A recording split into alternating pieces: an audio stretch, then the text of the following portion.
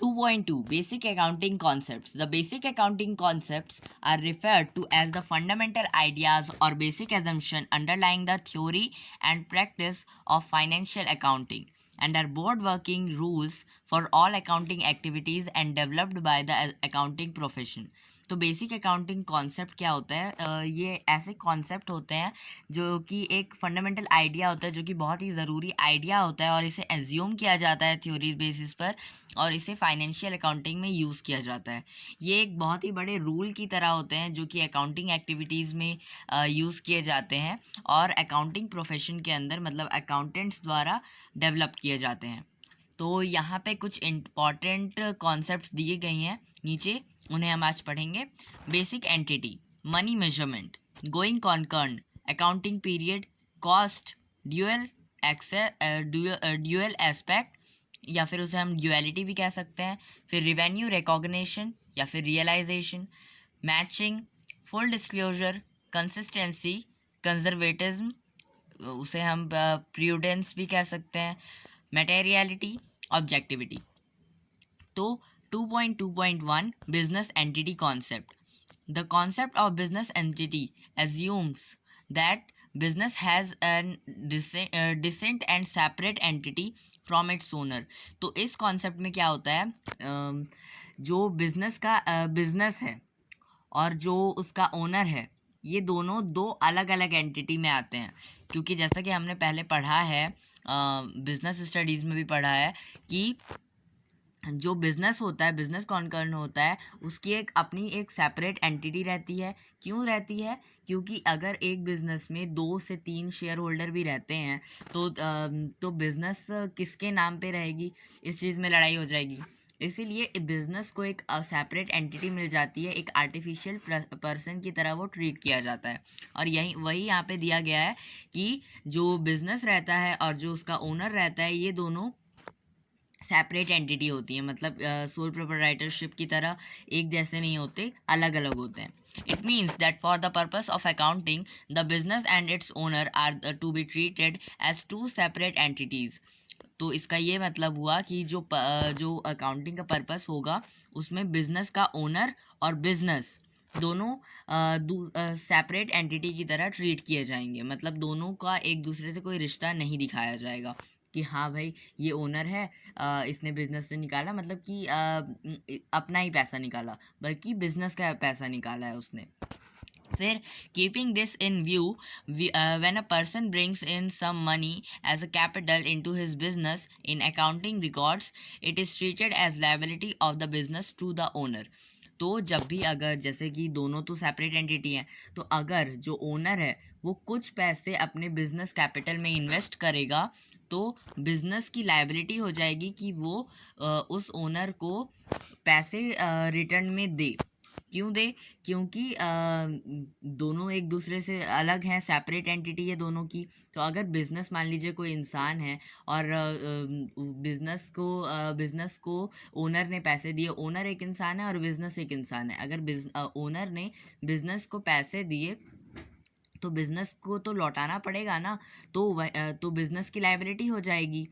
फिर here is one separate entity is assumed to be giving money to another distinct entity, जैसे कि मैंने अभी समझाया। Similarly, when the owner withdraw any money from the business for his personal expenses, drawing जिसे हम कहते हैं, it is treated as reduction of the owner capital and consequently a reduction in the liabilities of the business. तो अगर अब इसी को हम उल्टा कर दें कि अगर जो ओनर है वो कुछ पैसे विड्रॉ करता है बिजनेस से, तो ओनर की लायबिलिटी बन जाएगी कि वो बिजनेस को पैसे लौटाए। और अगर बिजनेस ने अभी तक ओनर को पैसे नहीं उतने लौटाए हैं, उतना प्रॉफिट नहीं कराया है, तो क्या होगा? तो जो बिजनेस की जो लायबिलिटी है वो घट के कम हो जाएगी। मान लो ओनर ने बिजनेस के कैपिटल के ऊपर 100 रुपये इन्वेस्ट करे और फिर कल अगले दिन आके प्रॉफिट लिए, मतलब बिजनेस से कोई प्रॉफिट अर्न नहीं हुआ, लेकिन फिर भी ओनर आया और उस 100 रुपये में से 20 रुपये निकाल लिया, तो जो लायबिलिटी है बिजनेस की वो घट कर 80 रुपये हो जाएगी। फिर the accounting records are made in books of account from the point of view of the business unit and not that of the owner. इसीलिए जो बुक्स ऑफ अकाउंट में अकाउंटिंग रिकॉर्ड किए जाते हैं वो बिजनेस यूनिट के point of view से किए जाते हैं, ओनर के पॉइंट ऑफ व्यू से नहीं किए जाते। मतलब बिजनेस में जो होगा वही रिकॉर्ड होगा, ओनर के जो पर्सनल लाइफ में जो भी हो रहा है वो सभी चीज़ें उन सभी चीज़ों में से कुछ भी रिकॉर्ड नहीं होगा। फॉर एग्जांपल अगर ओनर कोलगेट लेने जाता है तो कोलगेट का पैसा जो ओनर दे रहा है कोलगेट वालों को वो रिकॉर्ड नहीं किया जाएगा बुक्स ऑफ अकाउंट में, भले ही वो फाइनेंशियल इवेंट हो। फिर the personal assets and liabilities of the owner are therefore not considered while recording and reporting the assets and liabilities of the business. तो जैसे कि मैंने बताया कि जो पर्सनल एसेट रहेंगे ओनर के या फिर लाइबिलिटीज़ रहेंगे ओनर के, वो रिकॉर्ड नहीं किए जाएंगे, वो एसेट्स या फिर लाइबिलिटीज़ में नहीं आएंगे बिजनेस के। और जैसे कि मैंने बताया कि अगर ओनर कोलगेट लेने जाता है तो उसको उसका वो पर्सनल एक्सपेंस है, बिजनेस पे तो वो लगा नहीं रहा ना, तो ये सभी चीज़ें बिजनेस के बुक्स ऑफ अकाउंट में रिकॉर्ड नहीं होंगी। Similarly, personal transactions of the owner are not recorded in books of account unless it involves inflow or outflow of business funds. उसी तरह अगर कुछ भी पैसे जैसे कि मैंने अगेन कोलगेट का ही जो एग्जांपल दिया उसमें ओनर ने पैसे दिए थे कोलगेट वाले को, लेकिन वो रिकॉर्ड नहीं होगा बुक्स ऑफ अकाउंट में। क्यों? क्योंकि ओनर ने अपने पैसे दिए थे, बिजनेस से पैसे निकाल के कोलगेट लेने नहीं गया था वो।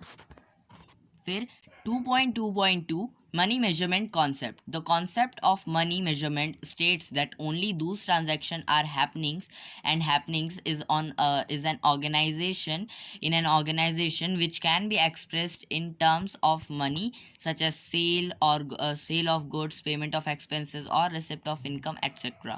तो इस कॉन्सेप्ट में क्या बताया गया है, मनी मेजरमेंट स्टेट्स ये बताता है कि सिर्फ वही ट्रांजैक्शंस, वही चीज़ें बुक्स ऑफ अकाउंट में रिकॉर्ड की जाएंगी जो कि फाइनेंशियल इन नेचर होंगी, जो कि मॉनिटरी टर्म्स में लिखी जा सकेंगी और जो कि पैसे के बेसिस पर होंगी।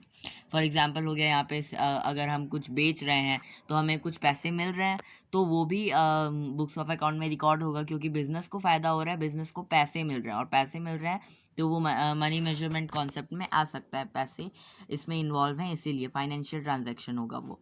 फिर पेमेंट ऑफ एक्सपेंस, अब अगर हम बिजनेस में कुछ खरीद रहे हैं बेचने के लिए, एक्सपेंस खरीद रहे हैं तो उसका हम पैसा चुकाएंगे, कहाँ से चुकाएंगे? अपना पर्सनल पैसा तो देंगे नहीं ना, बिजनेस से ही निकाल के देंगे।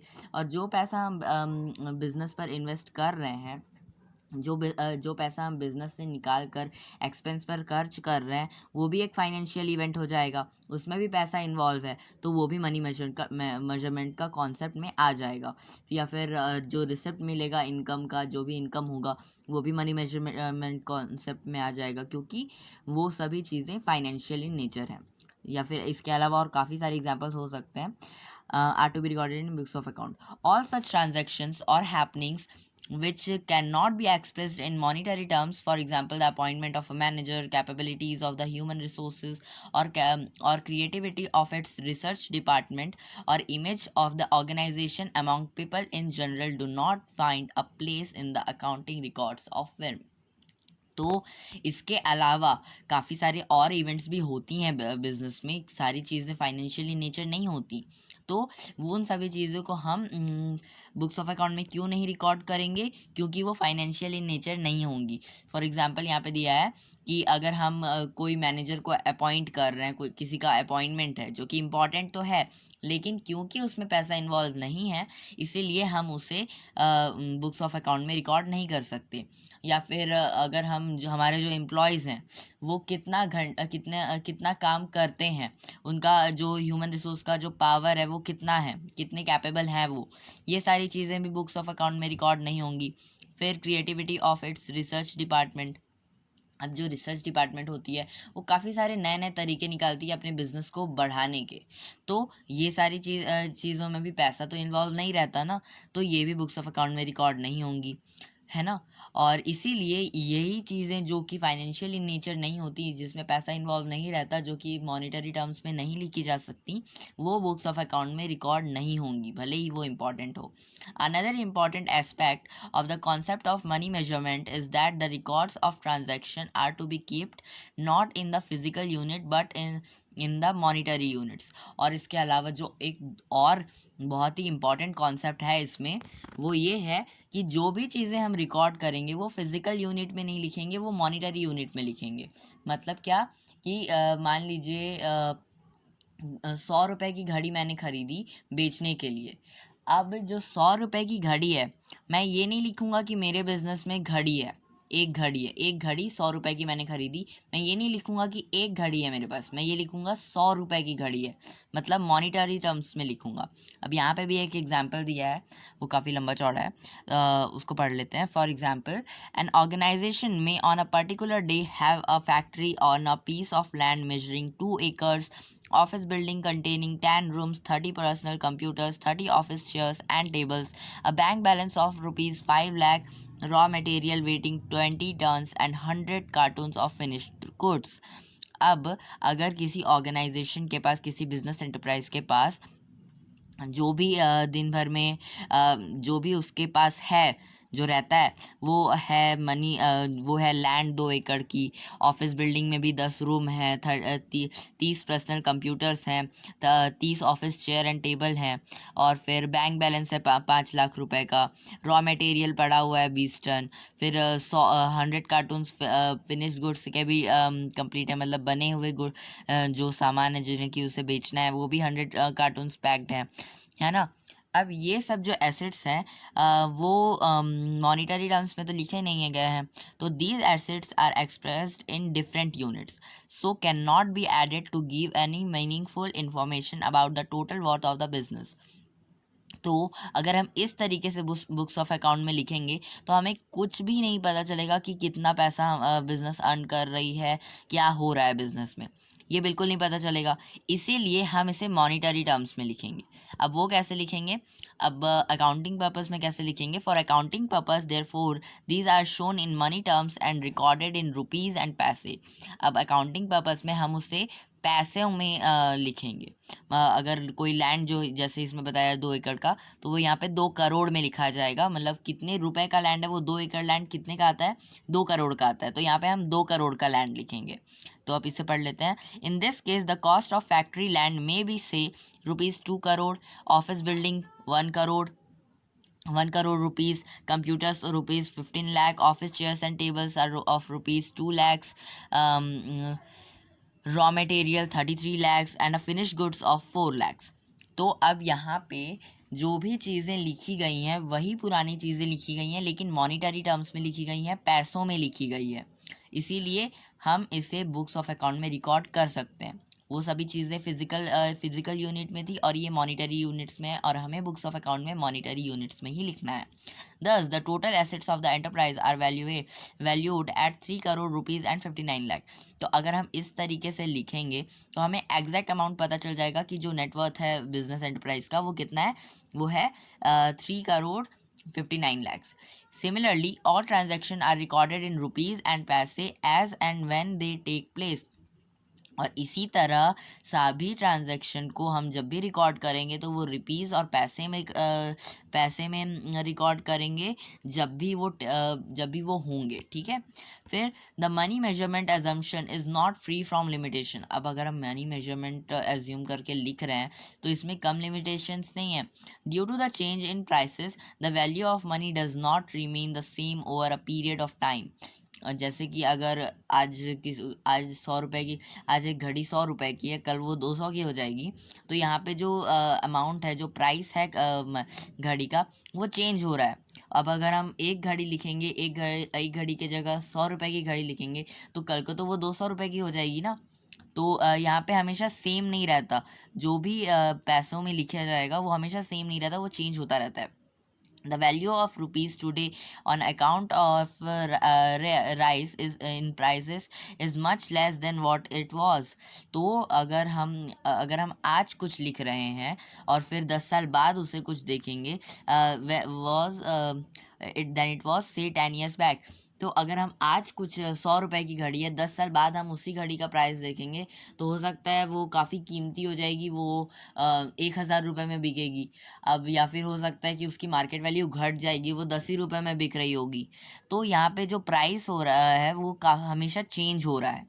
Therefore, in the balance sheet, when we add different assets brought at different points of time, say building purchased in 1995 for 2 crore and plant purchased for in 2005 for 1 crore, we are in fact adding heterogeneous values which cannot be coupled together, as the change in the value of money is not reflected in books of account. The accounting data does not reflect the true and fair view of the affairs of an enterprise.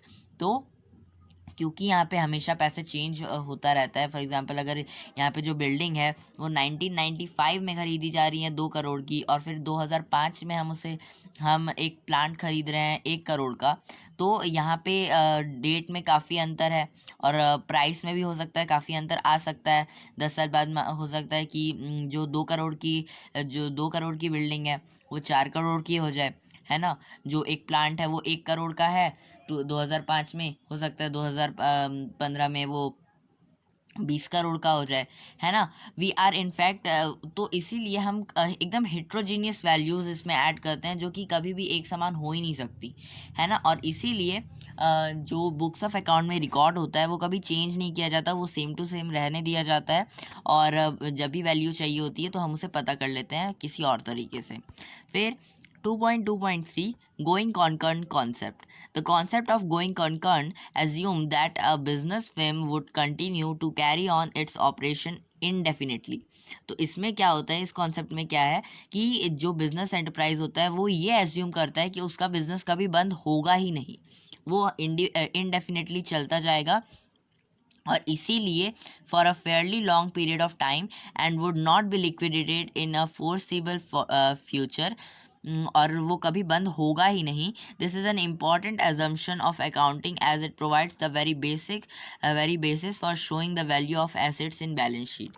और यही assumption की वजह से हम जो भी चीज़ें balance sheet में इंक्लूड करते हैं वो काफ़ी आसानी से कर पाते हैं और काफ़ी अच्छे तरीके से कर पाते हैं। अब आगे पढ़ते हैं। An asset may be defined as a bundle of service. जो एसेट होता है ना वो एक बंडल ऑफ सर्विस की तरह होता है। मतलब अगर आपके बिजनेस में एक ट्रक है, उसको आप कई तरीक़ों से यूज़ कर सकते हो। आप हो सकता है उसमें कभी फर्नीचर वाला गुड्स सप्लाई करें, कभी हो सकता है कि बटर प्रोवाइड करें, कभी हो सकता है कि चॉकलेट प्रोवाइड करें। तो एक ट्रक में काफ़ी सारी चीज़ें स्टोर की जा सकती हैं और काफ़ी सारे उससे काम निकाले जा सकते हैं, इसलिए वो बंडल ऑफ सर्विसेज प्रोवाइड कर सकता है।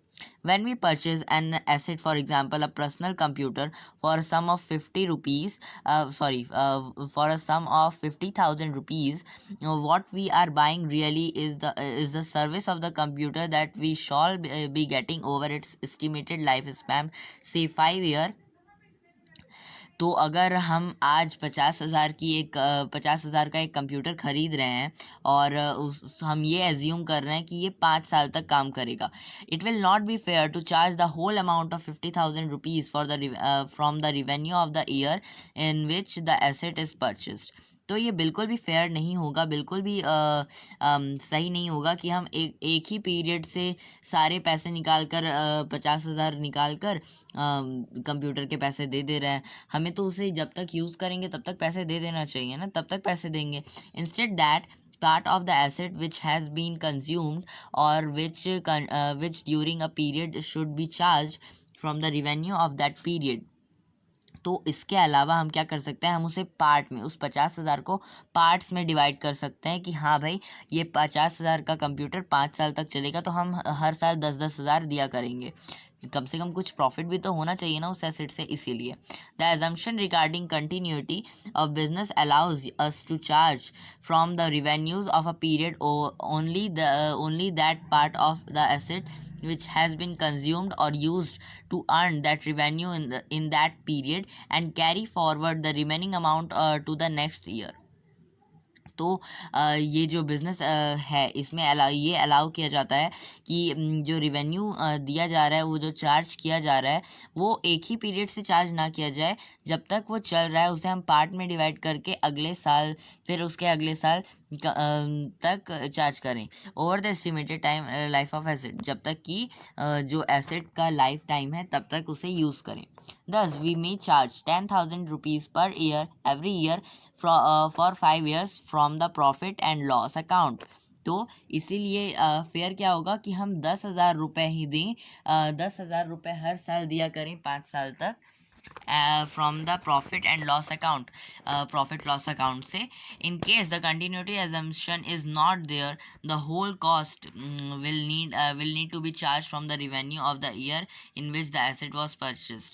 और अगर हम कंटिन्यूटी एजम्पशन नहीं करेंगे तो हमको एक ही पीरियड से सारे आगे आने वाले पीरियड्स के भी पैसे देने पड़ जाएंगे, जिसकी वजह से जो कंटिन्यूटी रहेगी, जो यूनिफॉर्मिटी रहेगी उस एसेट की, उस पीरियड की, वो बिगड़ जाएगी। फिर 2.2.4 accounting period concept. Accounting period refers to the span of time at the end of which the financial statement of an enterprise are prepared.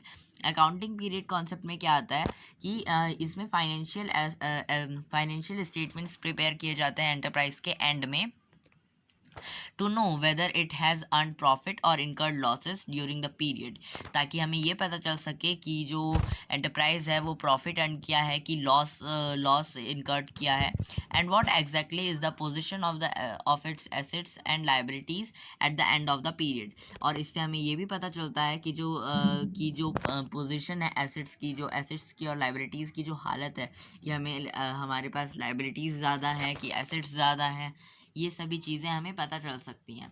Such information is required by different users eight regular interval for various purposes. और इस तरह की information काफ़ी सारे users को हमेशा चाहिए होती हैं, as no firm can wait for long to know its financial result, as various decision are to be taken at regular intervals on the basis of such information. तो किसी भी फिल्म को फाइनेंशियल स्टेटमेंट हमेशा चाहिए ही होती हैं ताकि वो कुछ भी डिसीजन ले सके उस इंफॉर्मेशन के बेसिस पर. अगर हमें अपने एंटरप्राइज के बारे में कोई इन्फॉर्मेशन पता ही नहीं होगी तो हम कैसे लेंगे कोई भी डिसीजन. फिर the financial statements are therefore prepared at regular interval, normally after a period of 1 year, so that timely information is made available to the users. The interval of time is called accounting period.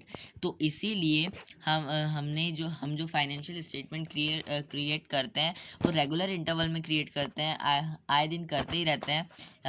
Generally वो 1 साल का period रहता है कि हम हर साल के and में अकाउंटिंग इन्फॉर्मेशन क्रिएट करेंगे, और इसी पीरियड को जो टाइम का इंटरवल रहता है एक अकाउंटिंग स्टेटमेंट से लेके दूसरे अकाउंटिंग स्टेटमेंट तक का, वो अकाउंटिंग पीरियड कहलाता है. The companies act 2013 and the income tax act require that the income statement should be prepared annually. तो जो कंपनीज एक्ट है 2013 का और जो इनकम टैक्स एक्ट है वो and the income tax act that the income statement should be prepared annually. और जो इनकम टैक्स एक्ट है उसके द्वारा ये कहा गया है कि हमें इनकम स्टेटमेंट हर साल एनुअली प्रिपेयर करना पड़ेगा. However, in case of certain situation, preparation of inter-firm financial statements become necessary. और कई केस में ऐसा होता है कि जो फाइनेंशियल स्टेटमेंट प्रिपेयर करने रहते हैं वो बहुत ही ज़रूरी हो जाते हैं. For example, at the time of retirement of a partner the accounting period can be different from the 12 months period. For example मतलब जैसे कि हमें ना कई बार ऐसा होता है कि फाइनेंशियल स्टेटमेंट क्रिएट करना ही पड़ेगा, भले ही वो पीरियड एंड हुआ हो या ना हुआ हो. तो ऐसा कब हो सकता है जब एक कंपनी का जो ओनर है या फिर कोई एम्प्लॉय है वो रिटायर हो जाता है, कोई पार्टनर है वो रिटायर होता है, तब हमें हमेशा ही फाइनेंशियल स्टेटमेंट क्रिएट करना पड़ता है, भले ही जो उसका जो पीरियड है वो एंड हुआ हो या ना हुआ हो। फिर apart from these companies whose shares are listed on the stock exchange are required to publish quarterly results to ascertain the profitability and financial position at the end of every 3 months period. और इसके अलावा जो stock exchange में companies जो रहती हैं उनको quarterly results अपने प्रॉफिट के और फाइनेंशियल पोजीशन के देने पड़ते हैं, मतलब कि हर 3 महीने में उन्हें देने पड़ते हैं। क्यों? क्योंकि स्टॉक एक्सचेंज का जो मार्केट होता है, स्टॉक मार्केट जो रहता है वो रैपिडली चेंज होता रहता है, बहुत ही जल्दी चेंज होता है, बहुत अचानक से चेंज होता है, बस इसीलिए। फिर 2.2.5 cost concept. The cost concept requires that all assets are recorded in books of accounts at their purchase price, which includes cost of acquisition, transportation, installation and making the asset ready to use. तो जो cost concept होता है उसमें ये चाहिए होता है कि जो भी एसेट्स हैं वो रिकॉर्ड की जाए बुक्स ऑफ अकाउंट में, उसके परचेस प्राइस के साथ, उसका जो एक्विजिशन का जो कॉस्ट हुआ है, वो ट्रांसपोर्टेशन का हुआ है, इंस्टॉलेशन का होता है, वो सारी चीज़ें एक जगह पर रिकॉर्ड की जाए और उन्हें यूज़ किया जाए, मतलब उन्हें रेडी किया जाए यूज़ करने के लिए। To illustrate, on June 2005 an old plant was purchased for rupees 50 lakh for Shiva Enterprise, which is into the business of manufacturing detergent powder. तो अब जैसे कि हमें पता है कि जब भी कोई चीज़ एसेट ली जाती है तो हम सिर्फ उसका प्राइस नहीं इंक्लूड करते हैं उस एसेट में, बल्कि उसका ट्रांसपोर्टेशन, इंस्टॉलेशन, उसको यूज़ करने के लिए रेडी करने का प्राइस, सभी चीज़ें एक ही जगह पे इंक्लूड होती हैं। तो यहाँ पे एग्जांपल दिया गया है कि अगर 2005 में एक पुराना प्लांट खरीदा जाता है 50 लाख रुपए में शिवा एंटरप्राइज के लिए, तो जिसमें कि डिटर्जेंट पाउडर की मैन्युफैक्चरिंग की जाएगी, an amount of 10,000 rupees was spent on transporting the plant to the factory site. In addition, 15,000 rupees was spent on repairs for bringing the plant into running position and 25,000 rupees on its installation. तो अगर उस 50 लाख का जो plant खरीदा गया है उसमें 10,000 में ट्रांसपोर्टिंग हो रही है कि फैक्ट्री साइट तक उस प्लांट को ले जाया जाए, फिर 15,000 उसके रिपेयर में खर्चा हो जा रहा है उस प्लांट के, फिर 25,000 रुपये उसके इंस्टॉलेशन में खर्चा हो जा रहा है। तो जो टोटल अमाउंट होगा, the total amount at which the plant will be recorded in the books of account would be sum of all these, which is 50,50,000 rupees. तो यहाँ पे आप देख सकते हैं कि जो 50 लाख का शिवा एंटरप्राइज का जो प्लांट परचेस किया गया है उसमें सभी चीज़ें इंक्लूड की जा रही हैं, 25,000 की भी, 15,000 की भी और 10,000 की भी। तो इससे हमें ये पता चलता है कि हम यहाँ पे सिर्फ एक प्लांट का खर्चा नहीं लेते, उसमें जो भी चीज़ें इंक्लूड की जा रही हैं, ट्रांसपोर्टेशन, रिपेयरिंग, इंस्टॉलेशन, ये सारी चीज़ें इंक्लूड की जाएंगी। The concept of cost is historical in nature, as it is something which has been paid on the date of acquisition and does not change year after year. तो जो cost का जो nature होता है, cost concept का जो nature होता है वो हिस्टोरिकल नेचर रहता है, मतलब कि उसमें जो भी चीज़, मान लीजिए 15 मार्च 2020 को एक प्लांट खरीदा जा रहा है 50 लाख रुपए में, तो वो 2025 में वो चेंज नहीं होगा, वो सेम टू सेम ही रहेगा। फॉर एग्जाम्पल यहाँ पे दिया है जो, for example if a building has been purchased by a firm of 2.5 crore rupees, the purchase price will remain the same for all years to come, though its market value may change. तो अगर किसी firm के द्वारा कोई building खरीदी जा रही है 2.5 करोड़ रुपीज़ की, तो ये जो 2.5 करोड़ रुपीज़ की जो बिल्डिंग है वो हमेशा ही सेम प्राइस में रहेगी उस फिल्म के लिए, भले ही उसका जो मार्केट वैल्यू है वो बढ़ जाए, वो घट जाए। Adoption of historical cost brings in objectivity in recording as the cost of acquisition is easily verifiable from the purchase documents. तो जो एडॉप्शन, जो हिस्टोरिकल कॉस्ट जो हम एडॉप्ट करते हैं अकाउंटिंग सिस्टम में, वो एक ऑब्जेक्टिविटी क्रिएट करता है रिकॉर्डिंग में, और काफ़ी इजी रहता है वेरीफाई करने के लिए उस डॉक्यूमेंट्स के उस चीज़ के परचेस के बारे में। मतलब कि हमें उसे हमेशा चेंज नहीं करना रहता। The market value basis on the other hand is not reliable as the value of an asset may change from time to time, making the comparisons between one period to another rather difficult. तो ऐसा ना, market value भले ही change हो जाएगी, और इसके अलावा ये रिलायबल नहीं रहता। इसका एक लिमिटेशन है ये कि वो रिलायबल नहीं रहता। मतलब कि अगर उसका जो प्राइस है वो चेंज होगा तो भी उस एंटरप्राइज के लिए वो चेंज नहीं होगा। टाइम टू टाइम कंपेरिजन्स अगर हम करेंगे एक अकाउंटिंग पीरियड से दूसरे अकाउंटिंग पीरियड तक, अगर हम उसे चेंज करेंगे तो ये काफ़ी डिफ़िकल्ट हो जाएगा। However, an important limitation of the historical cost basis is that it does not show the true worth of the business and may lead to hidden profit। और इसके अलावा जो दूसरा लिमिटेशन है इसका हिस्टोरिकल कॉस्ट का, वो ये है कि ये ट्रू रिपोर्ट्स नहीं दिखाता। मतलब कि पुराने रिपोर्ट्स ही दिखाता है बिजनेस के, जो कि प्रॉफिट को घटा देते हैं कई बार। मतलब कि अगर आज कोई चीज़ 100 रुपये की मिल रही है, कल को वो 200 रुपये की हो जाएगी, लेकिन एंटरप्राइज़ के लिए तो वो आज भी 100 रुपये की है। अगर उसे वो बेचेंगे तब भले ही 200 रुपये में बेचेंगे, तो ये जो प्रॉफिट होगा 100 रुपये का, वो कई बार हाइड हो जाता है, पता ही नहीं चलता है। During the period of rising prices, the market value of the cost at which the assets can be replaced are higher than the value at which these are shown in the books of account, leading the hidden profit। तो कई बार अगर ऐसा होता है कि जो price होता है उस चीज़ का, जो मार्केट वैल्यू होता है, वो कई बार बढ़ जाता है।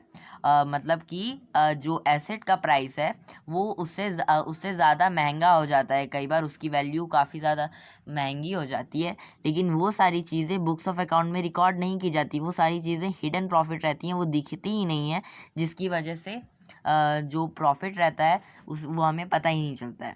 फिर 2.2.6 dual aspect concept. Dual aspect concept में क्या होता है? Dual aspect is the foundation और बेसिक प्रिंसिपल ऑफ अकाउंटिंग। ये जो ड्यूअल एस्पेक्ट होता है ना, वो एक फाउंडेशन होता है या फिर एक बेसिक प्रिंसिपल होता है अकाउंटिंग का। इसमें क्या होता है? It provide the very basis for recording transactions into the books of account. ये बहुत ही बेसिक है। ये जो रिकॉर्डिंग होता है ट्रांजेक्शन का, वो बुक्स ऑफ अकाउंट में रिकॉर्ड करने का काम करता है। दिस कॉन्सेप्ट स्टेट्स, ये इंपॉर्टेंट है, this concept states that every transaction has a dual or two fold effect and should therefore be recorded at two places। तो इसका ये कहना है कि जो भी ट्रांजैक्शन हो रहा है उसके 2 फोल्ड होने चाहिए, वो 2 जगह पे रिकॉर्ड होना चाहिए, मतलब डबल एंट्री उसकी होनी चाहिए। अब मैं एग्जांपल देता हूँ एक। अगर मैंने राम को 100 रुपये दिए, मैं अपने अकाउंट में क्या लिखूँगा कि मैंने राम को 100 रुपये दिए हैं, मतलब कि राम के ऊपर मेरी लायबिलिटी है, मतलब राम को मुझे पैसे लौटाने हैं। और राम अपने बुक्स ऑफ अकाउंट में क्या लिखेगा? राम के ऊपर ये लायबिलिटी है कि वो मुझे 100 रुपये देगा। ठीक है। इन other words, at least 2 accounts will be involve in recording a transaction. मतलब इसका सीधा साधा यही कहना है कि 2 अकाउंट क्रिएट किए जाते हैं अगर एक ट्रांजेक्शन हो तो भी। This can be explained with the help of an example. अब हम इसे एग्जाम्पल से दोबारा एक एग्जाम्पल से समझते हैं। Ram started business by investing in a sum of 50 lakh rupees 50 lakh rupees। The amount of money brought in by Ram will result in an increase in the assets of business by 50 lakh rupees। At the same time, the owner equity or capital will also increase by equal amount। It may be seen that the two items that got affected by the transaction are cash and capital account। तो अगर राम एक business start करता है और उसमें वो 50 लाख रुपए invest कर रहा है, तो राम ने कितना पैसा इन्वेस्ट किया? 50 लाख रुपए। तो जो बिजनेस का कैपिटल रहेगा वो कितना रहेगा, 50 लाख रुपए रहेगा।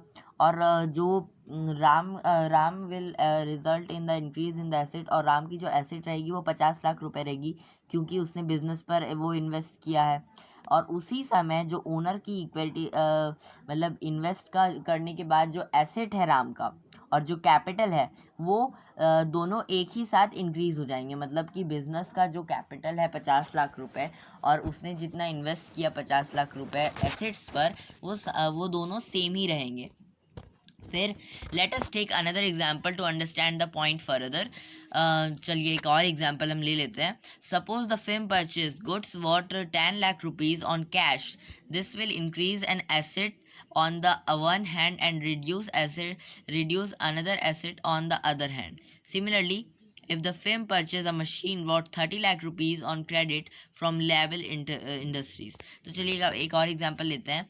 मान लीजिए कि एक फिर्म है, एक बिजनेस एंटरप्राइज है, उसने 10 लाख रुपए के गुड्स परचेस किए।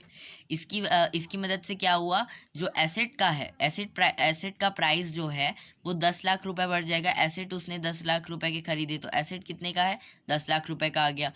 उसी के साथ अगर हम दूसरे हाथ में देखें तो अगर हम दूसरी नज़र से देखें तो जो एसेट है वो कैश में आ रहा है। तो कौन सा एसेट बढ़ रहा है, कैश एसेट बढ़ रहा है। मतलब कि जो एसेट है राम के पास 10 लाख रुपए का, 10 लाख रुपए का जो एसेट है राम के पास अलग से, वो घट जा रहा है। फिर एक इसमें यहाँ उसी तरह अगर कोई फिल्म है वो 30 लाख रुपए की मशीन खरीद रही है लोन पर किसी भी इंडस्ट्री से, किसी लेवल इंडस्ट्रीज से, this will increase an asset on the one hand and liability on the other hand. तो अगर वो 30 लाख रुपए की मशीन खरीद रही है अपने बिजनेस के लिए, तो यहाँ पे एसेट तो 30 लाख रुपए का बढ़ जा रहा है, लेकिन उसके ऊपर लायबिलिटी आ जा रही है 30 लाख रुपए की। This type of dual effect takes place in case of all business transaction and is known as duality principle। और इसी तरह का जो ड्यूअल एस्पेक्ट जैसा भी हमने समझा वो सभी बिजनेस में होता है और इसे हम ड्यूअलिटी प्रिंसिपल कहते हैं। The duality principle is commonly expressed in terms of fundamental accounting equation which is as follows। तो ये जो duality principle रहते हैं वो एक कॉमन तरीके से एक्सप्रेस किए जाते हैं, जो कि है asset is equal to liabilities plus capital. फिर in other words the equation states that the asset of a business are always equal to the claims of owners and the outsider। तो इससे हमें ये पता चलता है कि जो एसेट है बिजनेस एंटरप्राइज का वो हमेशा ही इक्वल रहता है ओनर के पैसे से या फिर आउटसाइडर के पैसे से। मतलब कि अगर हम लायबिलिटीज़ में जितना पैसा इन्वेस्ट कर रहे हैं उतना ही प्लस जितना कैपिटल में इन्वेस्ट कर रहे हैं उसे हम जोड़ देंगे तो वो हमारा एसेट बन जाएगा। The claims also called equity of owners in terms of capital and that of outsider are liabilities।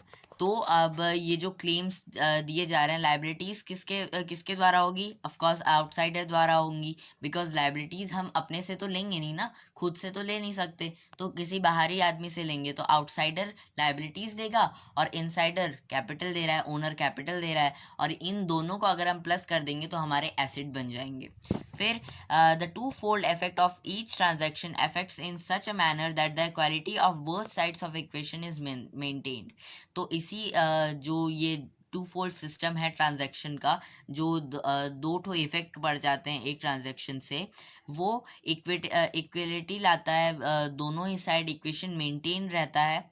और फिर the two fold effect is respect of all transaction must be duly recorded in the books of account of the business। In fact, the concept from the core of double entry system of accounting which has been dealt in detail in chapter 3। तो जो दो fold system हम देख रहे हैं transaction के बारे में, वो दो जगह रिकॉर्ड किए जाते हैं, एक लायबिलिटी साइड में रिकॉर्ड किया जाता है, एक कैपिटल साइड में रिकॉर्ड किया जाता है। इनफैक्ट जो कॉन्सेप्ट है इसका, वो उसका जो कोर कॉन्सेप्ट है, जो मेन एक पॉइंट है इसमें, वो यही है कि यहाँ पे डबल एंट्री सिस्टम फॉलो की जा रही है, जिसमें कि हम जो कि हम थर्ड चैप्टर में पढ़ेंगे। फिर 2.2.7 रिवेन्यू रिकॉग्निशन या फिर रियलाइजेशन कॉन्सेप्ट। तो इसमें क्या है, the concept of revenue recognition requires that the revenue from a revenue for a business transaction should be included in the accounting records only when it is realized. तो ये कहता है कि जो रिवेन्यू अर्न की जा रही है बिजनेस एंटरप्राइज द्वारा, वो तभी बुक्स ऑफ अकाउंट में रिकॉर्ड की जाएंगी जबकि वो रिलायबल होंगी, जबकि वो हमारे हाथ में होंगी। ऐसा नहीं कि अभी हमारा जो पेमेंट है वो ड्यू हो गया तो हम उसे बुक्स ऑफ अकाउंट में रिकॉर्ड कर देंगे। जब तक वो हमारे पास उसका पेमेंट नहीं आ जाता तब तक हम उसे बुक्स ऑफ अकाउंट में रिकॉर्ड नहीं करेंगे। Here arises two questions in mind. तो यहाँ पे अभी आपके मन में दो सवाल आएंगे। First is termed as revenue and the other when the revenue is realized. तो let us take the first one first, कि यहाँ पे जो रिवेन्यू का बात किया जा रहा है वो क्या है, और रिवेन्यू इज रियलाइज्ड वो क्या है। मतलब कि रिवेन्यू रियलाइज हो रही है, मतलब क्या है इसका, रिवेन्यू होगी तो हो ही जाएगी ना, रियलाइज करने की क्या ज़रूरत है। तो अब हम इसके आगे पढ़ते हैं। Let us take the first one first. तो हम एक एक करके पढ़ेंगे इसे। Revenue is the gross inflow of cash arising from the sale of goods and service by an enterprise. Revenue क्या होता है, जब हम कोई अपना गुड्स सेल करते हैं या फिर कोई सर्विस प्रोवाइड करते हैं एंटरप्राइज द्वारा, तब हमारी रिवेन्यू होती है। And use by other to the of the enterprise resources yielding interest royalties and dividends. या फिर जब हम कोई रॉयल्टी चार्ज करते हैं, कोई डिविडेंड्स चार्ज करते हैं, तब होती है। अब दूसरा क्वेश्चन आया कि revenue is assumed to be realized. Revenue realize होगी, मतलब क्या है इसका। तो revenue is assumed to be realized when a legal right to receive it arises. ये तभी होता है जब हमें लीगली पैसा मिल चुका रहता है, जब हमारे हाथ में पेमेंट आ चुका रहता है, तभी हम उसे बुक्स ऑफ अकाउंट में रिकॉर्ड करेंगे, नहीं तो नहीं करेंगे। क्यों नहीं करेंगे, क्योंकि अभी तक हमें अगर पैसा मिला ही नहीं है तो हम क्यों रिकॉर्ड करें भाई। ठीक है। फिर 10 credit sales are treated as revenue on the day sales are made and not when money is received from the buyer. फिर अगर क्रेडिट सेल को हम रिवेन्यू की तरह लेंगे, मान लीजिए, और इसके अलावा जो क्रेडिट सेल्स जो होती हैं वो इस तरीके से ट्रीट नहीं की जाती। क्रेडिट सेल्स वैसे ट्रीट की जाती हैं कि जब हमने कुछ सर्विस प्रोवाइड कर दी, गुड्स बेच दिए, तो हमने अगर दे दिया तो मतलब कि हमें पैसा मिल जाएगा। ठीक है। तो तब हम इसे क्रेडिट सेल्स कहेंगे, मतलब कि पैसा अभी उधारी है उनका। या और हम इसे उस तरीके से नहीं ले सकते, मतलब क्या कि thus credit sales are treated as a revenue on the sales they made and not when the money is received from the buyer। तो अगर हम कुछ चीज़ उधारी दे रहे हैं तो वो क्या होंगी, वो क्रेडिट सेल्स होंगी, उसे भी हम रिवेन्यू कंसिडर नहीं करेंगे। जब हमें पैसा मिल जाएगा बायर से तभी हम उसे रिवेन्यू कंसिडर करेंगे। As for the income such as rent, commission, interest etcetera. चाहे वो ये इनकम सोर्सेज कहाँ से हो सकती हैं, रेंट से हो सकती हैं, कमीशन से हो सकती हैं, इंटरेस्ट से हो सकती हैं, एटसेट्रा, काफ़ी सारी चीज़ें होती हैं। फिर these are recognized on a time basis, और ये ना टाइम के बेसिस पर होती हैं। मतलब क्रेडिट अगर आप दे रहे हो किसी को तो आप उन्हें टाइम दोगे, ऐसा तो नहीं है ना कि आप ज़िंदगी भर में जब निपटाना होगा निपटा दीजिएगा, ऐसा तो होता नहीं है। आपको मैं 1 साल के लिए क्रेडिट दे रहा हूँ, मान लीजिए आप कुछ चीज़ खरीद रहे हैं किश्त पे, कि मैं आपको 1 साल के लिए क्रेडिट दे रहा हूँ, आप मुझे हर महीने भले ही इतना पैसा दीजिएगा। तो यहाँ पे मैं टाइम दे रहा हूँ, तो ये टाइम बेसिस पर हो जाएंगी credit sales. For example, rent of a month on of March 2017 even if received in April 2017 will be taken into the profit and loss account of the financial year ending March 31, 2017 and not into financial year beginning with April 2017। तो अगर यहाँ पे एक example लें कि हम monthly charge कर रहे हैं, मार्च 2017 में हमने किसी जगह का रेंट लिया, मार्च का रेंट ले लिया अप्रैल में, तो जो वो ना प्रॉफिट एंड लॉस अकाउंट में उस फाइनेंशियल ईयर के एंडिंग में लिखी जाएंगी, ना कि अप्रैल के 2017 में, मतलब कि फाइनेंशियल ईयर हमारा कब तक होता है, मार्च से स्टार्ट होता है, मतलब मार्च में एंड होता है, अप्रैल से शुरू होता है। तो मान लीजिए कि आपने मार्च का जो रेंट है वो ले लिया, वो कब ले लिया, जो मार्च का रेंट है वो रिसीव कर लिया हमने अप्रैल में, मतलब अप्रैल का जो रेंट है वो हमने मार्च में रिसीव कर लिया, तो हम उसे मार्च के एंडिंग ईयर में डिनोट करेंगे, ना कि अप्रैल के बिगनिंग ईयर में, ठीक है, मतलब अप्रैल के जो फाइनेंशियल ईयर के बिगनिंग में हम इंक्लूड करेंगे।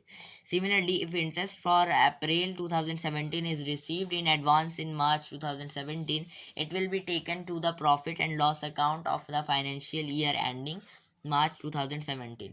सिमिलरली अगर हम कोई इंटरेस्ट ले रहे हैं अप्रैल 2017 में, जो कि हमें मार्च में चाहिए होगा, मतलब एडवांस में हम कोई इंटरेस्ट ले रहे हैं। फॉर एग्जाम्पल अगर हम मार्च का कोई इंटरेस्ट अप्रैल में ही ले रहे हैं, मतलब सॉरी अप्रैल का ही कोई इंटरेस्ट मार्च में ही ले रहे हैं, तो ये प्रॉफिट एंड लॉस अकाउंट में फाइनेंशियल ईयर के एंड में डिनोट की जाएगी, ना कि अप्रैल के बिगनिंग में डिनोट की जाएगी, ठीक है। There are some exceptions to this general rule of revenue recognition in case of contracts like construction work which take long time, say 2 to 3 years to complete. Promotion amount of revenue based on the part of contract completed by the end of the period is treated as realized. Similarly, when goods are sold on hire, purchase realized. तो ने यहाँ पे कुछ rule लागू किए जाते हैं, मतलब सभी जगह जो सिस्टम रहता है वो सेम तो हो नहीं सकता ना। फॉर एग्जांपल यहाँ पे दिया है कि अगर हम कोई कंस्ट्रक्शन वर्क ले रहे हैं जो कि लंबा टाइम लेता है 2 से 3 साल का, तो उसमें हम कैसे करेंगे, या फिर किसी का रिवेन्यू है ना, उसे देना है, या फिर based on the part of contract completed by the end of the period is treated as realized. या फिर अगर हम कोई कॉन्ट्रैक्ट कंप्लीट करने के बाद उसके एंड के पीरियड में जो पैसा है वो रिसीव कर रहे हैं, रियलाइज कर रहे हैं, उन सभी चीज़ों को कैसे डिनोट किया जाएगा। Similarly when goods are sold or hire purchase, the amount collected in installation is treated as realised. तो जब इंस्टॉलेशन होगा उस अमाउंट का, इंस्टॉलमेंट में जब पैसे दिए जाएंगे, जैसे लंबा वर्क है ना कंस्ट्रक्शन का 2 से 3 साल का है, तो हम अगर शुरू में ही पैसे ले लेंगे तो हो सकता है कि पैसे ख़त्म हो जाए, या फिर हो सकता है कि अगर हम एंड में लेंगे तो उसके पहले कंस्ट्रक्शन करने के लिए भी तो पैसे चाहिए। तो इसीलिए हम लोग यहाँ पे इंस्टॉलमेंट में पैसे लेते हैं, किश्त में पैसे लेते हैं। हर महीने हो सकता है कि अगर 2 लाख का काम करवा रहे हैं तो हर महीने क्या बोलते हैं, हर महीने 20,000 दे रहे हैं, ठीक है, 1 साल में करने के लिए।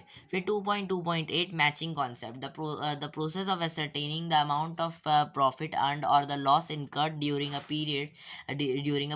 particular period involves deduction of related expenses from the revenue earned during that period. The matching concept emphasizes exactly on this exactly on this aspect. तो जो प्रोसेस होता है किसी भी अमाउंट के प्रॉफिट या अर्न का, प्रॉफिट या लॉस इनकर्ट करने का, किसी भी पर्टिकुलर पीरियड के, किसी भी अकाउंटिंग पीरियड का, वो डिडक्शन इन्वॉल्व करता है अपने एक्सपेंस से, या फिर रिवेन्यू कितना अर्न हुआ, मतलब कि अगर प्रॉफिट होगा तो जो एक्सपेंस है, एक्सपेंस से ज़्यादा रिवेन्यू होगी, या फिर अगर लॉस अर्न किया तो एक्सपेंस से कम रिवेन्यू होगी। The matching concept emphasize exactly on this aspect, तो यही यहाँ पे फॉलो किया जाता है। It states that expense incurred in accounting period should be match with revenues during that period. तो ये कहता है कि जो एक्सपेंस अर्न किया जा रहा है, जो एक्सपेंस अर्न किया जा रहा है अकाउंटिंग पीरियड में, वो मैच करना चाहिए रिवेन्यूज़ अर्न होने के साथ, मतलब कि रिवेन्यू कम नहीं होनी चाहिए एक्सपेंस से उस पीरियड की। फिर it follows from this that the revenue and expense incurred to earn these revenues must belong to same accounting period। और ये भी जैसे कि मैंने बताया उसी accounting period से revenues और expense मैच किए जाने चाहिए। As already stated, revenue is recognized when a sale is complete or service is rendered rather when it received rather when cash is received। तो जैसे कि हमने पहले भी पढ़ लिया है कि जो रिवेन्यू तभी रिकॉग्नाइज की जाती है जबकि सेल या फिर सर्विस प्रोवाइड कर दी जाती है और रिवेन्यू रिसीव कर ली जाती है। Similarly an expense is recognise not when cash is paid but when an asset or service has been used to generate revenue. तो उसी तरह हम एक्सपेंस को तभी रिकॉग्नाइज करते हैं जबकि कैश दे दिया जाता है और एसेट्स और सर्विस रिसीव एसेट्स और सर्विस प्रोवाइड कर दी जाती हैं, तभी हम रिवेन्यू को रिलायबल मानते हैं। फॉर एग्जांपल यहाँ पे एग्जांपल दिया है, expense such as salaries rent insurance are recognized on the basis of period to which they relate and not when these are paid. तो यहाँ पे जैसे एग्जांपल दिया है कि एक्सपेंस जो है सैलरीज की वो या फिर जो रेंट हो गया, इंश्योरेंस हो गया, वो तभी रिकॉग्नाइज की जाएंगी जबकि तो मान लीजिए जैसे सैलरी हो गई, रेंट हो गया, इंश्योरेंस हो गया, वो तभी रिकॉग्नाइज किया जाएगा, तभी उसे रिलायबल माना जाएगा जबकि जो सर्विस है वो प्रोवाइड कर दी जाएगी। जब पैसा मिल जाएगा तब नहीं, जबकि सर्विस प्रोवाइड कर दी जाएगी तब। फिर similarly cost like depreciation of fixed asset is divided over the periods during which the asset is used. तो उसी तरह जब जो कॉस्ट होता है किसी भी चीज़ का, फिक्स्ड एसेट का, वो डिवाइड किया जाता है पीरियड्स में, एसेट्स के यूज़ के पीरियड में, जैसे कि हमने अभी पहले पढ़ा है ना। Let us also understand how cost of goods are matched with their sales revenue while ascertaining. तो चलिए अब हम देखते हैं कि जो कॉस्ट होता है गुड्स का वो किस तरीके से मैच किया जाता है उसके सेल्स के रिवेन्यूज से। वाइल असरटेनिंग द प्रॉफिट और loss of an accounting year we should not take the cost of all the goods product or purchase during that period but consider only the cost of goods that have been sold during that period। तो अब अगर हम profit और loss किसी accounting year का निकालें तो हम उसमें क्या करते हैं, वो उसमें ना हम सारे गुड्स और जो प्रोड्यूस किए जाते हैं या फिर परचेस किए जाते हैं उस अकाउंटिंग पीरियड में उनको नहीं लेते, बल्कि जो गुड्स प्रोड्यूस किए गए हैं या फिर परचेस किए गए हैं, जब जो हमने जो सोल्ड हो चुके हैं, जो बिक चुके हैं, उस अकाउंटिंग पीरियड में उसी को हम लेते हैं। For this purpose, the cost of unsold goods should be deducted from the cost of the goods purchased or produced। तो जब जो इस पर्पस में जो कॉस्ट जो गुड्स नहीं बिके होते हैं वो उसमें हटा दिए जाते हैं, उसमें से हटा दिए जाते हैं जो कि बिके हुए नहीं होते हैं। You will learn about this aspect in detail in the chapter of financial statement. तो इसको अभी आपको क्लैरिफाई अच्छे से नहीं हुआ होगा, इसको हम आने वाले चैप्टर फाइनेंशियल स्टेटमेंट में एकदम डिटेल वे में पढ़ेंगे और एकदम अच्छे से पढ़ेंगे। फिर द मैचिंग कॉन्सेप्ट दस implies that all revenues earned during an accounting year, whether received during that year or not and all cost is incurred whether paid during the year or not should be taken into account while ascertaining profit or loss for that year। तो जो matching concept है वो हमें यही बताता है कि जितने भी रिवेन्यूज़ अर्न किए गए हैं उस अकाउंटिंग ईयर में, चाहे वो रिसीव हुए हों या ना हुए हों, और जितने भी कॉस्ट इनकर्ड किए गए हैं उस अकाउंटिंग ईयर में, चाहे वो पे किए गए हों या ना किए गए हों, वो सभी हम अकाउंट के प्रॉफिट एंड लॉस में असरटेन करेंगे उस ईयर के। 2.2.9 Full disclosure concept. Information provided by financial statements are used by different groups of user people such as investors, lenders, suppliers and other in taking various financial decision. तो ये जो information होती है financial statement की वो काफ़ी सारे लोगों द्वारा यूज़ की जाती हैं, जैसे वो इन्वेस्टर्स हो गए, लेंडर्स हो गए, सप्लायर्स हो गए या फिर जो फाइनेंशियल डिसीजन लेते हैं वो हो गए. तो यहाँ पे इस कॉर्पोरेट ऑर्गेनाइजेशन में दो टाइप के लोग होते हैं. There is a distinction between those managing the affairs of the enterprise and those owning it. तो यहाँ पे दो टाइप के लोग होते हैं जो कि पहले होते हैं जो मैनेज करते हैं एंटरप्राइज के सारे अफेयर्स को, और दूसरे होते हैं जो कि एंटरप्राइज के ओनर होते हैं जो एंटरप्राइज को ओन करते हैं. Financial statements however are the only or basic means of communicating financial information to all interested parties. तो फाइनेंशियल स्टेटमेंट ही एक ऐसा माध्यम है जिससे कि हम सारे फाइनेंशियल इंफॉर्मेशन इंटरेस्टेड पार्टीज़ तक पहुंचा सकते हैं. It becomes all the more important therefore that the financial statement makes a full, fair and adequate disclosure of all information which is relevant for taking financial decision. तो ये बहुत ही important हो जाता है कि जो फाइनेंशियल स्टेटमेंट है वो पूरी तरह से और बहुत ही फेयर तरीके से अच्छे से एडिक्वेट वे में इंफॉर्मेशन को डिस्क्लोज करे जो कि फाइनेंशियल डिसीजन लेने में काम आए. The principle of full disclosure requires that all materials and relevant facts concerning financial performance of the enterprise must be fully and completely disclosed in the financial statement and the accompanying footnotes. तो जो principal होता है disclosure का, जो main motive होता है full disclosure का वो यही होता है कि जितने भी मटेरियल और रिलेवेंट फैक्ट्स हैं फाइनेंशियल स्टेटमेंट के बारे में, एंटरप्राइज के फाइनेंशियल परफॉर्मेंस के बारे में वो पूरी तरह से अच्छी तरीके से डिस्क्लोज कर दिया जाए, ताकि जो भी फाइनेंशियल स्टेटमेंट्स में एंड देयर और उसके अकम्पेइंग फुटनोट्स को भी. This is to enable the user to make correct assessment about the profitability and financial soundness of the enterprise and help them to take informed decision. जिसकी मदद से जो user होते हैं वो इतने एनेबल हो पाते हैं कि वो करेक्ट असेसमेंट ले सकें किसी भी एंटरप्राइज के प्रॉफिटेबिलिटी के बारे में और उसके फाइनेंशियल कंडीशन के बारे में. मतलब कि जो भी चीज़ें डिस्क्लोज की जा रही हैं वो पूरी तरह से सही होनी चाहिए और पूरी होनी चाहिए, ताकि जो भी यूज़र है वो अच्छे से एसेस कर पाए एंटरप्राइज के फाइनेंशियल स्टेटमेंट को और अच्छे से पूरी जानकारी निकाल पाए.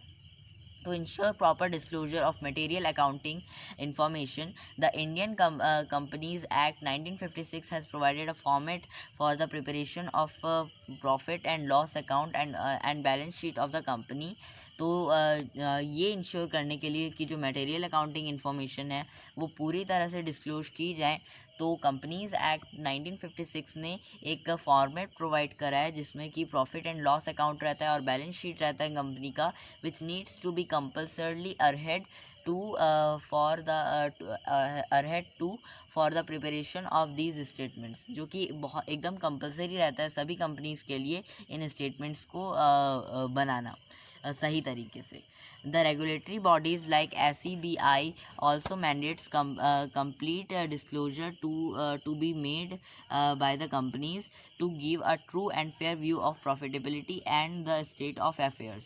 ताकि जो भी एकदम रेगुलेटरी जो बॉडीज़ जो होती हैं SEBI हो गई जैसे, वो भी मैंडेट करती हैं, वो भी ध्यान रखती है इन पूरे प्रॉपर कंप्लीट डिस्क्लोजर का कंपनीज़ के बारे में, ताकि एकदम सही इंफॉर्मेशन और फेयर इंफॉर्मेशन प्रॉफिटेबिलिटी के बारे में लोग यूज़र्स को मिल सके. और फिर 2.2.10 कंसिस्टेंसी कॉन्सेप्ट.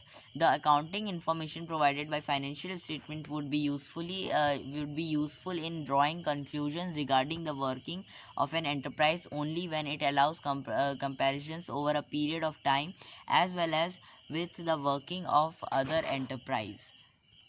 तो ये कहना चाहता है कि जो अकाउंटिंग इन्फॉर्मेशन प्रोवाइड की जाती है फाइनेंशियल स्टेटमेंट के द्वारा वो तभी यूज़फुल हो पाएंगी, तभी उसका यूज़फुल कंक्लूजन निकाला जा पाएगा जबकि वो एकदम यूनिफॉर्म में हो, ना ही सिर्फ एंटरप्राइज के वर्क में बल्कि उसके जब वो कंपेरेबल हो, कंपैरिजन उसका हम कर पाएँ। मतलब कि जो अकाउंटिंग इन्फॉर्मेशन होती है वो सिर्फ एंटरप्राइज के वर्किंग के बारे में ना बताए, बल्कि वो कंपेरेबल भी हों एक पीरियड ऑफ टाइम से भी। मतलब कि पिछले साल उस अकाउंटिंग का जो ईयर है वो कैसा रहा और इस साल कैसा है, ये भी पता चल पाए। साथ ही साथ जो दूसरे एंटरप्राइज हैं उनके साथ भी वो कंपेरेबल होना चाहिए। Thus both interfirm and inter period comparisons are required to be made. तो इसका यही कहना है कि इंटरफेम और इंटर पीरियड कंपेरिजन्स दोनों ही बन पाए, जैसे कि हमने पहले पढ़ा है अभी इसी चैप्टर में। दस बोथ इंटरफेम, तो हमें इसमें क्या होना चाहिए कि जो भी अकाउंटिंग इन्फॉर्मेशन हम निकाल रहे हैं, जो भी फाइनेंशियल स्टेटमेंट बना रहे हैं, वो कंपेरेबल होना चाहिए। और हमें इसमें इंटरफेम और इंटर पीरियड कंपेरिजन्स दोनों ही चाहिए। This can be possible only when accounting policies and practices followed by enterprise are uniform and are consistent over the period of time। और ये तभी पॉसिबल हो पाएगा जब जो भी एंटरप्राइज के द्वारा मेथड फॉलो किया जा रहा है वो एकदम यूनिफॉर्म वे में हो और कंसिस्टेंट वे में हो। फिर to illustrate an investor wants to know the financial performance of an enterprise in the current year as compare to that of the previous year.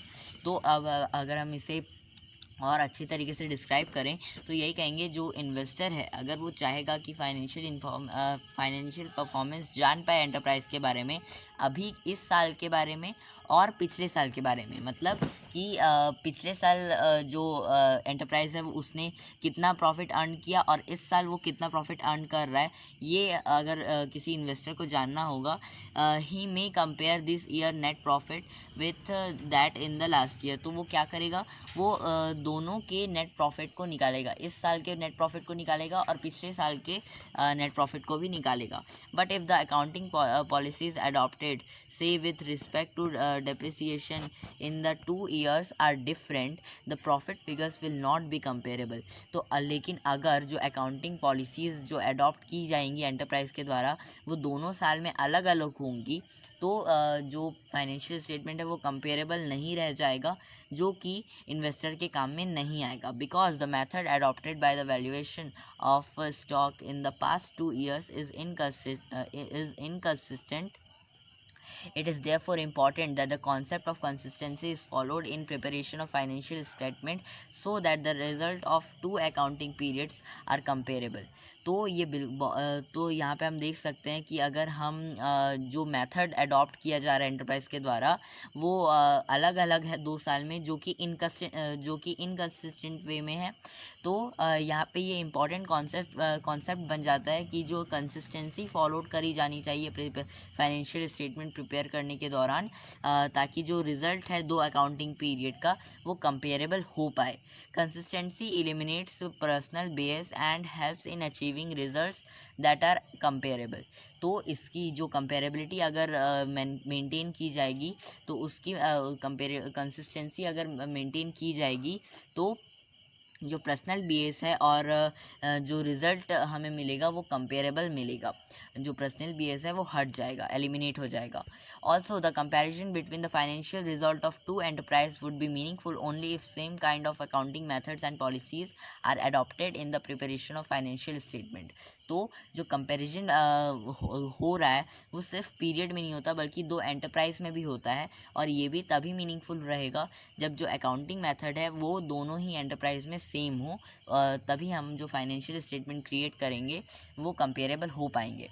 However, consistency does not prohibit change in accounting policies. Necessary required changes are fully disclosed by presenting them in the financial statement, indicating their probable effects of the financial result of business। Consistency का ये मतलब नहीं है कि जो भी policies हमें change करनी है जो कि बहुत ही इंपॉर्टेंट होती हैं उन्हें हम रोक दें। कंसिस्टेंसी का ये मतलब होता है कि अगर हमें कोई बहुत ही अर्जेंटली कोई बहुत ही इंपॉर्टेंट पॉलिसी लागू करनी होगी या फिर चेंज करनी होगी, तब हम क्या करेंगे, जो भी नेसेसरी रिक्वायर्ड पॉलिसीज़ रहेंगी हम उसे पूरी तरह से डिस्क्लोज नहीं करेंगे, उसे एक second, necessary required changes are fully disclosed by presenting them in the financial statement. तो जो नेसेसरी रिक्वायर्ड चेंजेस जो हम बिजनेस एंटरप्राइज में करेंगे वो पूरी तरह से डिस्क्लोज कर दी जाएगी, और जो फाइनेंशियल स्टेटमेंट है वो उस पर जो भी जो प्रभाव पड़ेगा उसे हम रोकने की कोशिश करेंगे उस बिजनेस एंटरप्राइज के फाइनेंशियल स्टेटमेंट पर। फिर 2.2.11 conservatism concept. The concept of conservatism, also called prudence, provides guidance for recording transaction in books of account and is based on the policy of playing safe।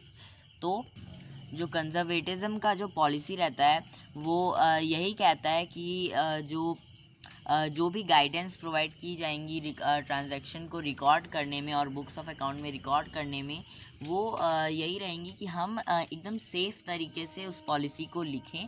मतलब कि उसमें कोई भी base नहीं होनी चाहिए, कोई भी प्रॉब्लम नहीं होना चाहिए, कोई भी इनकंसिस्टेंट चीज़ नहीं होनी चाहिए। The concept states that a conscious approach should be adopted in ascertaining income so that profit of the enterprise are not over stated. तो ये यही कहना चाहता है, जो भी कॉन्सेप्ट दी जा रही हैं, कॉन्शियस अप्रोच दिए जा रहे हैं, वो अडॉप्ट किए जाएंगे, एसर्टेन किए जाएंगे। प्रॉफिट एंटरप्राइज का प्रॉफिट सबसे आगे नहीं दिखाया जाएगा। मतलब कि जो भी प्रॉफिट हो रहा है एंटरप्राइज का वो हमेशा आगे नहीं दिखाया जाएगा, बल्कि वो तभी दिखाया जाएगा जब वो रिलायबल हो जाए। ऐसा नहीं है कि हाँ भाई हमें इतना प्रॉफिट होगा, हो सकता है, हुआ नहीं है तो हम उसे बुक्स ऑफ अकाउंट में रिकॉर्ड नहीं करेंगे। और मान लीजिए अगर हमें लॉस हो सकता है, लेकिन लॉस हो सकता है तो हम उसे बुक्स ऑफ अकाउंट में रिकॉर्ड कर लेंगे। इसी को हम कंजर्वेटिज्म कॉन्सेप्ट कहते हैं। मतलब कि यहाँ पे जो एंटरप्राइज है वो प्रॉफिट को ओवर सीटेड नहीं रखेगी, प्रॉफिट को ज़्यादा महत्व नहीं देगी फाइनेंशियल स्टेटमेंट पे। If the profit ascertained are more than the actual, it may leads to distribution of dividend out of capital which is not fair as it will lead to reduction in the capital of enterprise. तो अगर मान लीजिए जो profit है वो ज़्यादा ascertain की जाएंगी, है ना, ज़्यादा एक्चुअल प्रॉफिट से ज़्यादा बता दी जाएंगी अगर फाइनेंशियल स्टेटमेंट में, तो जो डिस्ट्रीब्यूशन होगा कैपिटल का वो फेयर नहीं हो पाएगा, जिसकी वजह से जो कैपिटल है वो कैपिटल का रिडक्शन हो जाएगा और उस एंटरप्राइज के कैपिटल का रिडक्शन हो जाएगा। So, the concept of conservatism requires that profit should not be recorded until realized, but also losses, even those which may have a remote possibility। तो जैसे कि मैंने बताया कि जो कंजर्वेटिज्म को क्या चाहिए होता है कि जो प्रॉफिट है उसे रिकॉर्ड नहीं किया जाएगा जब तक कि वो रियलाइज़ ना हो जाए, और जो लॉस हो सकता है, अभी तक हुआ नहीं है, वो लॉस को हम रिकॉर्ड कर लेंगे, भले ही उसमें रिमोट पॉसिबिलिटी हो। Are to be provided for in the books of account. तो वो उसको हम रिकॉर्ड कर लेंगे बुक्स ऑफ अकाउंट में। अगर लॉस नहीं हुआ है लेकिन हो सकता है, उसको भी हम बुक्स ऑफ अकाउंट में रिकॉर्ड कर लेंगे। To illustrate, valuing closing stock at cost or market value whichever is lower, creating provision for doubtful debts. Discount on debtors, writing off intangible assets like goodwill, patents, etc। तो अगर हम इसे अब थोड़ा और विस्तार में समझें तो जो वैल्यूइंग जो होता है स्टॉक का कॉस्ट के दौरान, या फिर जो मार्केट वैल्यू होती है जो कि कम हो सकती है ना, या फिर जो creating provision for doubtful debts, या फिर जो डेब्ट्स हैं हमारे, है ना, उसके लिए कोई प्रोविज़न बना दी जाती है, या फिर जो डेब्टर्स को कुछ डिस्काउंट दिया जाता है ना, कोई इंटेलिजिबल एसेट्स राइट कर दी जाती हैं जो कि जैसे फॉर एग्जांपल गुडविल हो गया, फिर या फिर कोई पेटेंट्स है। ये सारे जो एग्जांपल्स हैं वो किस चीज़ के एग्जांपल हैं? वो प्रिंसिपल ऑफ कंजर्वेटिज्म है। मतलब कि यहाँ पे लॉस होने का आसार बन रहा है, तो हम इन सभी चीज़ों को बुक्स ऑफ अकाउंट में रिकॉर्ड कर देंगे, लेकिन प्रॉफिट हो सकता है उसे हम रिकॉर्ड नहीं करेंगे, क्योंकि अगर प्रॉफिट अनुमान से कम हुआ तो वहाँ पे अनइवन डिस्ट्रीब्यूशन हो जाएगा कैपिटल का, और जिसकी वजह से कैपिटल हमारा लॉस हो जाएगा। फिर thus if market value of the good purchased has fallen down, the stock will be shown or at cost price in the books of account. If the market value has gone up, the gain is not been recorded until the stock is sold. तो अगर यहाँ पे एक दूसरा example दिया गया है कि जो मार्केट वैल्यू होती है, अगर किसी गुड्स की कोई मार्केट वैल्यू है, वो परचेस होने के बाद नीचे चली जाएगी, तो उसे हम रिकॉर्ड करेंगे। लेकिन उसी वही स्टॉक अगर मार्केट वैल्यू ऊपर चली जाएगी उस स्टॉक की, तब हम उसे बुक्स ऑफ अकाउंट में रिकॉर्ड नहीं करेंगे जब तक कि वो बिक ना जाए, जब तक कि वो जो गुड्स है वो बिक ना जाए। फिर this approach of providing for the losses but not recognizing the gains until realized is called conservatism approach. तो जैसे कि यहाँ पे हम देख सकते हैं कि यहाँ पे गेन को हम रिकॉर्ड नहीं करे हैं जब तक कि वो बिक नहीं जाता, लेकिन जो लॉस है उसे हम तुरंत उसे हम रिकॉग्नाइज कर ले रहे हैं जब जो कि आसार बन रहे हैं, जो कि अभी तक हुआ नहीं है या हो सकता है। तो ये सभी चीज़ क्या होंगी, कंजर्वेटिज्म अप्रोच होंगी। This may be reflecting a generally pessimist attitude adopted by the accountants, but is an important way of dealing with uncertainty and protecting the interest of debtors against an unwanted distribution of firm's assets. तो हो सकता है कि जो ये सभी चीज़ें होती हैं, कंजर्वेटिज्म अप्रोच जो होता है वो पेसिमिस्ट एटीट्यूड पर रिफ्लेक्ट करे अकाउंटेंट के, और इस हद तक पॉसिबल है कि जो अनसर्टेनिटी है और जो प्रोटेक्टिंग किया जा रहा है इंटरेस्ट को क्रेडिटर्स के, वो उससे अनवांटेड डिस्ट्रीब्यूशन हो जाए फिल्म्स के एसेट्स का। However deliberate attempt to underestimate the value of asset should be discourage as it will lead to hidden profit called secret reserves.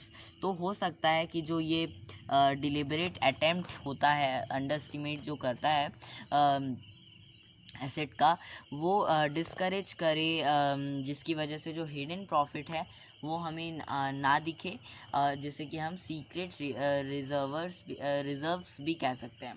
फिर 2.2.12 materiality concept. The concept of materiality requires that accounting should focus on material facts. Efforts should not be wasted in recording and presenting facts which are immaterial in the determination of income. The question एक second, तो ये यही कहना चाहता है material concept की जो accounting है वो सिर्फ और सिर्फ मटेरियल फैक्ट्स पर फोकस करे, ना कि रिकॉर्डिंग और प्रेजेंटिंग फैक्ट्स पर फोकस करे। यानी कि जो इमैटेरियल फैक्ट हैं, जो कि डिटर्मिनेशन जो कि इनकम को डिटरमाइन नहीं कर रहे हैं, जो कि उतने नॉलेजेबल नहीं है, जो कि उतने यूज़फुल नहीं है, उन पर जो अकाउंटिंग है वो उतना फोकस ना करे। The question that arises here is what is the material fact. तो अब यहाँ पे आपके दिमाग में क्वेश्चन आएगा कि मटेरियल फैक्ट क्या होता है। The materiality of for a second, ये क्या हो रहा है, the materiality of a fact depends on its nature and the amount involved. Any fact would be considered as material if it is reasonably believed that its knowledge would influence the decision of the informed user. तो कोई सा भी fact material fact तभी कहलाएगा जब कि जो भी अमाउंट उसमें इन्वॉल्व किया जा रहा है वो मटेरियल तभी कहला जाएगा जब कि वो रीज़नेबल हो और नॉलेजेबल हो, जिसकी वजह से जो डिसीजन टेकर है, जो डिसीजन मेकिंग कर रहा है, उसके डिटर्मिनेशन में थोड़े चेंजेस आएँ, उसका डिसीजन बदल सके, उसी को हम मटेरियल फैक्ट कंसिडर करेंगे। फॉर एग्जांपल, यहाँ पे जो एग्जांपल दिया वो हम पढ़ते हैं। For example, money spent on creation of additional future earning capacity of the enterprise। अब मान लीजिए कि आप पैसे इन्वेस्ट कर रहे हो कोई एडिशनल कैपेसिटी थिएटर बनाने के लिए, material fact as it is going to increase the future. एक second, money spent on creation of additional capacity of theatre would be material fact as it is going to increase the future earning capacity of the enterprise. तो material fact क्या होगा, जब decision हमारा थोड़ा influence हो सके। तो for example यहाँ पे जो दिया है कि जब आप मनी इन्वेस्ट करोगे एडिशनल कैपेसिटी बनाने के लिए थिएटर के अपने, मान लीजिए आपका कोई थिएटर है और उसमें आप एडिशनल कैपेसिटी बनाना चाहते हो, मतलब कि और एक्स्ट्रा लोग भी आके बैठ सकें, ये बनाना चाहते हो, तो ये मटेरियल फैक्ट कहलाएगा, क्योंकि इसकी वजह से जो अर्निंग कैपेसिटी है आपकी वो बढ़ सकती है फ्यूचर में। Similarly information about any change in the method of depreciation adopted or any liability which is likely to arise in the near future would be significant information. All such information about material facts should be disclosed through the financial statements and the accompanying notes so that users can take informed decisions।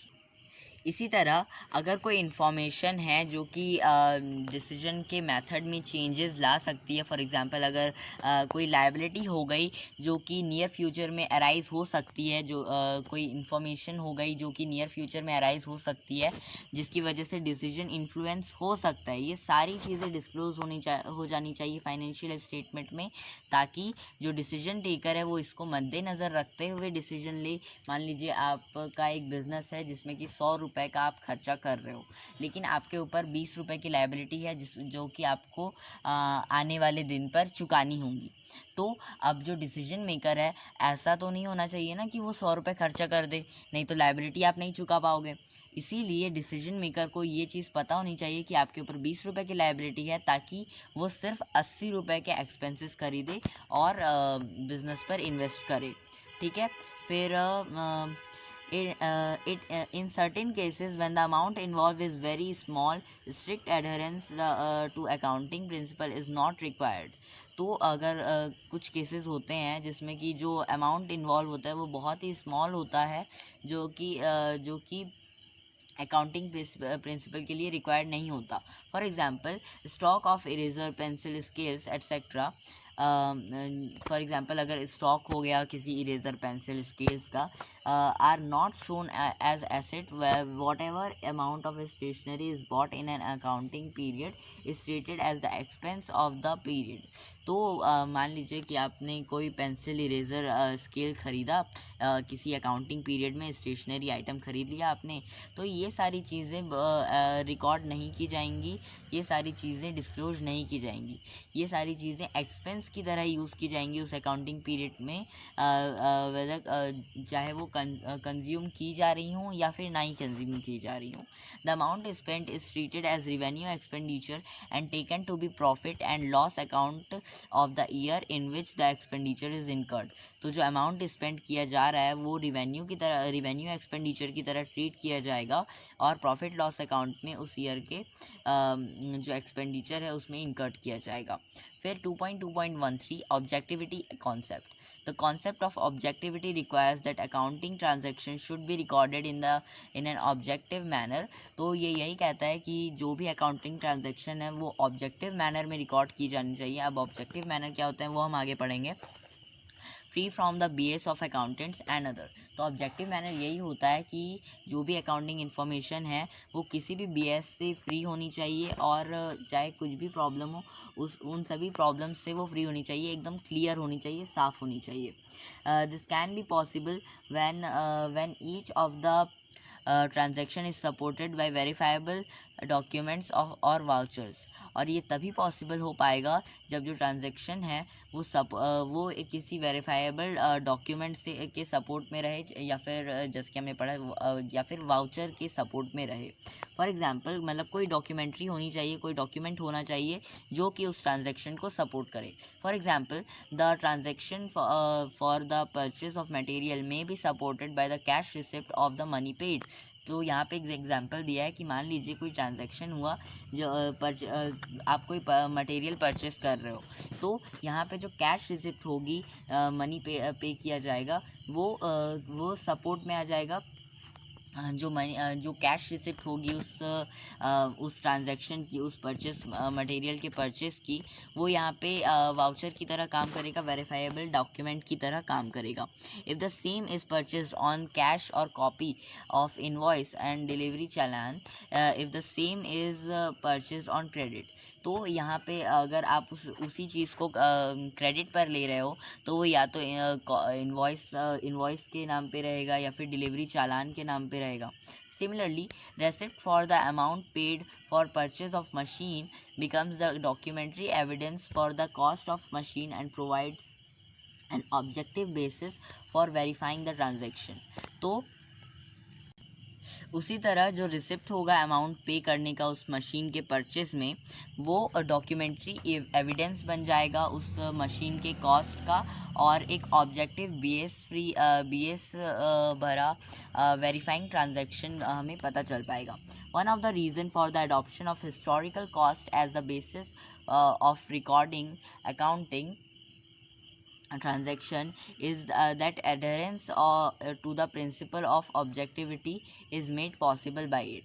तो जो one of the main reason जो ये है, हमें historical cost क्यों adopt करना चाहिए, क्योंकि ये जो अकाउंटिंग ट्रांजैक्शन को रिकॉर्ड करता है वो एकदम ऑब्जेक्टिव मैनर में रहती है, उन्हें चेंज नहीं करना रहता।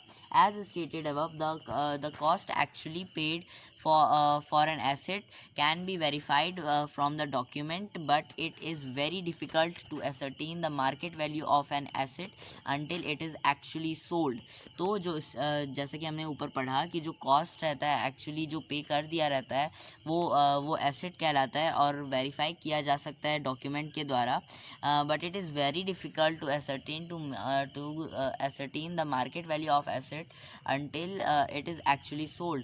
लेकिन ये बहुत ही डिफ़िकल्ट हो जाएगा अगर हम उसके मार्केट वैल्यू को असर्टेन करेंगे, उस एसेट के मार्केट वैल्यू को असर्टेन करेंगे जब वो बिकेगा तब, जब तक वो बिक रहा है तब तक, मतलब जब तक वो चल रहा है तब तक, है ना, जब तक वो एग्जॉस्ट नहीं होता तब तक।